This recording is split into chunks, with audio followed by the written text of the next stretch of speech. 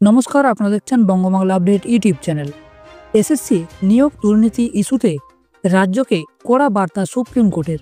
এ বিষয়ে কি জানা গেল, দেখুন বিস্তারিত। রাজ্যের নিয়োগ দুর্নীতি মামলায় ফের রাজ্যের বিরুদ্ধে কঠোর অবস্থান নিল সুপ্রিম কোর্ট। আদালতের স্পষ্ট বার্তা, যদি কোনো অযোগ্য প্রার্থী পরীক্ষায় অংশ নেয়, তার দায়ভার সম্পূর্ণ রাজ্য সরকারের ওপরেই বর্তাবে। শীর্ষ আদালতের বিচারপতি সঞ্জয় কুমার শুনানিতে মন্তব্য করেন যে চিহ্নিত অযোগ্য প্রার্থীরা যদি পরীক্ষায় বসে, তার পরিণতি ভোগ করতে হবে রাজ্য সরকারকেই। একই সঙ্গে তিনি সতর্ক করেন যে ভবিষ্যতের নিয়োগ পরীক্ষায় ন্যূনতম অনিয়মও বরদাস্ত করা হবে না।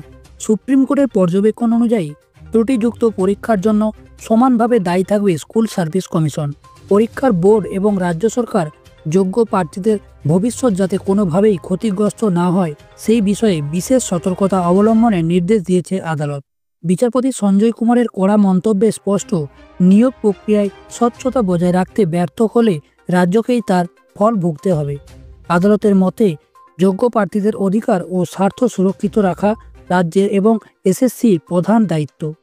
নিয়োগ দুর্নীতিকে কেন্দ্র করে ইতিমধ্যেই রাজ্য জুড়ে চাপ রয়েছে সরকারের। এবার সুপ্রিম কোর্টের পর্যবেক্ষণ পরিস্থিতিকে আরও স্পর্শকাতর করে তুলল।